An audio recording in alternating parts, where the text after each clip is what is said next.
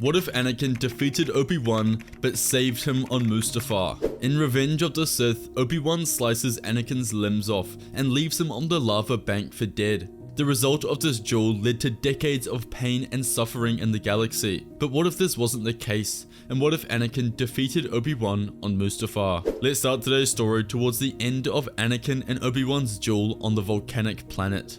It's over, Anakin! I have the high ground!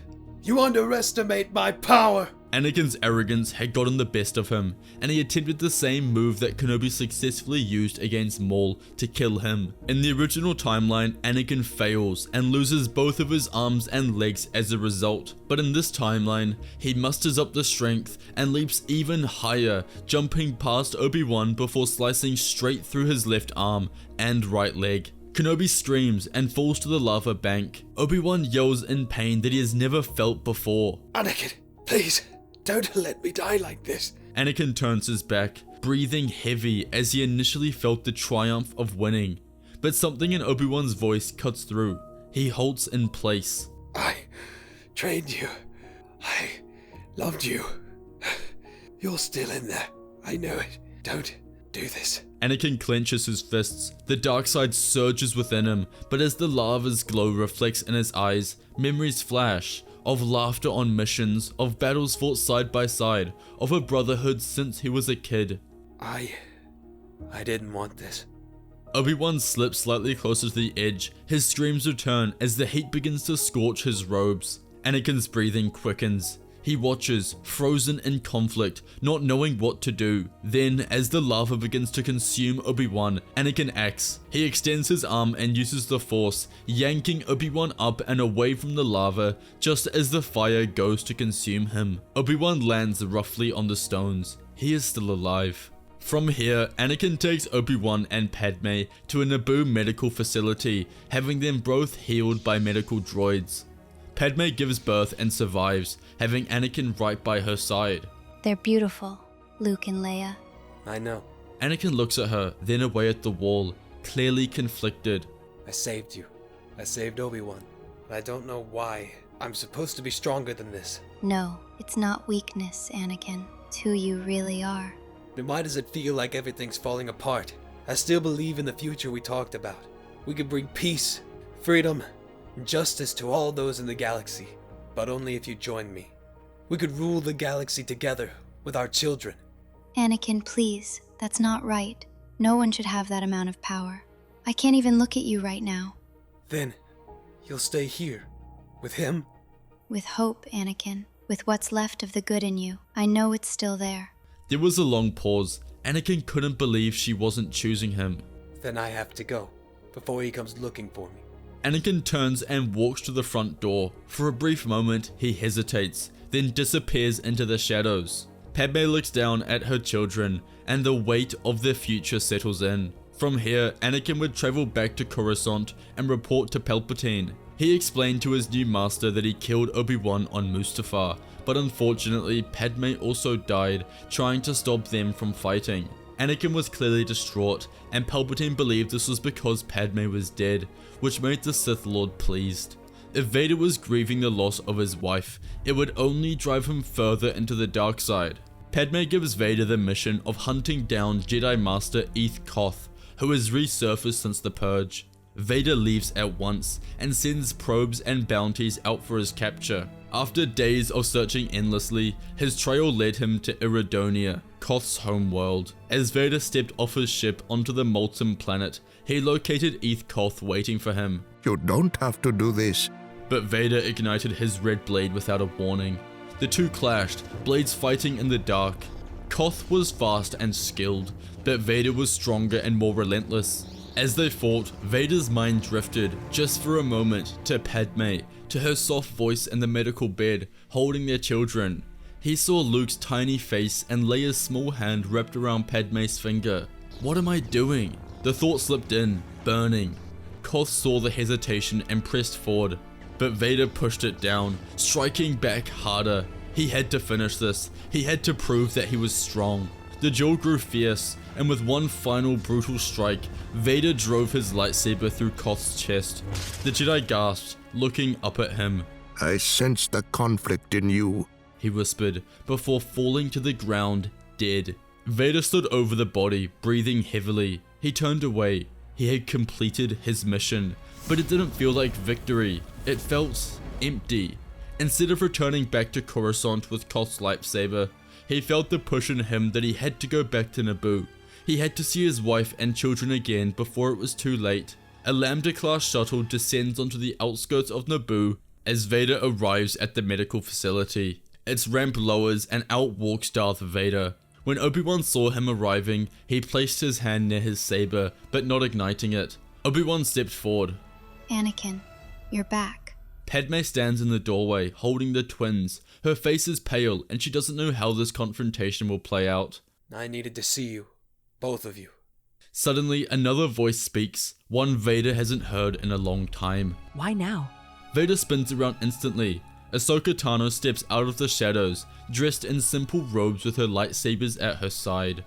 Ahsoka. Obi-Wan contacted me. He said you'd come. I didn't believe it. Not after all you've done. You left the Order. You should understand. They never cared about us. About me. I did what I had to for my family. Your family? Anakin, your family is right here and you're tearing it apart. Anakin, listen to her. You're serving the man who made you believe love and power couldn't exist together. Palpatine gave me purpose. He gave me the strength to protect them. He used you, twisted your fear, your love into something dark. He turned you into his weapon. You were never meant to be that. You were meant to bring balance, not destroy it. I saw it all slipping away. The Jedi were going to take you from me. No, Anakin. You pushed us away. Vader falls to his knees. His conflict had taken a new level, and he didn't know what to do. Then what was it all for? The betrayal. The death. If I have you now, why do I feel more lost than ever? Padme kneels beside him, taking his gloved hand. Because you know the truth. You were never meant to serve a tyrant. You were meant to save people. That's the man I fell in love with. You can still be that man. You saved me once, Anakin. Save the galaxy now. A long silence ensued as Anakin thought to himself. I don't know how to come back. You just did. Anakin looks at Luke and Leia. My children. They deserve better. Then give it to them. Palpatine won't stop until he owns everything. I was blind, but not anymore. He turns to Obi-Wan and Ahsoka. We end this. Together. Together. Then we need a plan. Anakin, Obi-Wan, Ahsoka, and Padme take Vader's Lambda shuttle and use its Imperial codes to get back into Coruscant, where they travel immediately to Palpatine's office. The plan was simple. The four of them would end at the Senate building, while Bail Organa and a few loyal senators created a distraction. Padme stayed behind with the twins, her hand resting on Anakin as he left. They didn't say goodbye, they didn't need to. Inside the Grand Republic Tower, they moved fast. Elevators shot up towards the top floor. When the doors opened, the silence hit them. The Chancellor's office was dark, but he was waiting. Palpatine stood near the massive window. This was a trap. He knew the second they entered the planet, they were served up on a plate for the Emperor. Welcome, Jedi. I have been expecting you. The others ignited their sabers, red, blue, and white, lighting up the room. You were like a son to me, Lord Vader. Now you bring traitors into my home. Anakin stepped forward, lightsaber in hand. I am not your weapon anymore. Palpatine raised his hands and lightning burst across the room. Ahsoka jumped, deflecting it with her sabers. The fight exploded. Obi-Wan ran forward, clashing with the Sith in a storm of blue and red. Palpatine moved faster than expected, flipping over tables, launching them back with the wave of his hand. Ahsoka leapt to the side, slicing through flying chairs as she closed the gap. Anakin ran straight through, his blade locked with Sidious. The room shook as the Force tore through it. Walls cracked, glass shattered. Sidious launched a wave of lightning at Obi-Wan, knocking him back into a pillar.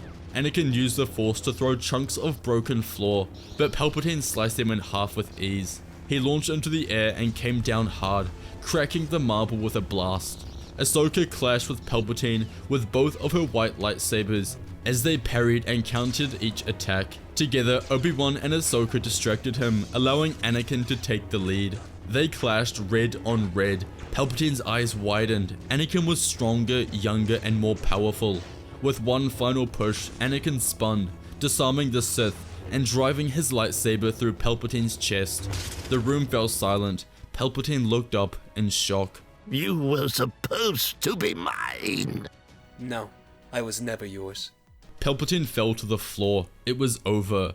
With Palpatine dead, the dark shadow over the galaxy finally lifted. The Empire simply collapsed almost overnight. Loyalist forces surrendered, and the Senate voted to restore the Republic.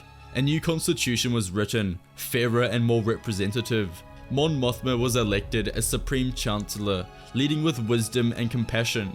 She offered hope after a short few months of pure terror and chaos under Palpatine's dictatorship. Having seen the flaws of the Jedi and the evils of the Empire, Ahsoka chose a different path. She became a senator, fighting with words instead of sabers and making sure the people of every world had a voice. Obi-Wan restarted the Jedi Order and learned from the mistakes of old. He allowed attachments and ensured that the rigid and dogmatic era that caused their previous downfall didn't happen again. The Jedi Order would never again be servants of war. Yoda returned from his exile on Dagobah, but he gave up control of the Jedi and Obi-Wan became Grand Master. As for Anakin, he went through the process of upgrading his suit so that his head could be exposed and he could finally see his family with his own eyes. He now wore white, and after purifying his red lightsaber, his blade turned white as well. He returned to Naboo with Padme, raising Luke and Leia among the fields and waters that they had dreamed of doing. He taught them to be kind, to be strong, and to always listen to the Force, not as Jedi, but as people who want to do good. No more battles and no more masks, just a father, a mother, and 2 children growing up free in a galaxy reborn. Sometimes late at night, Anakin would sit under the stars and whisper to the Force, thanking it for one last chance. And though the past could never be erased, it no longer defined him.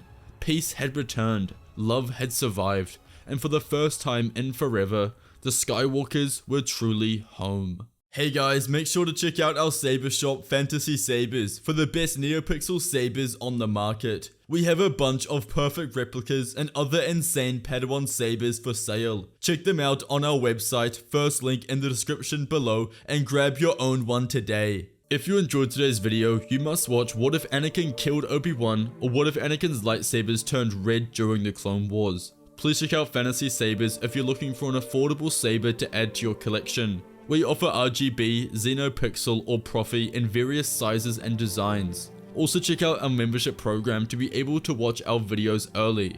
Thanks for watching, and may the Force be with you.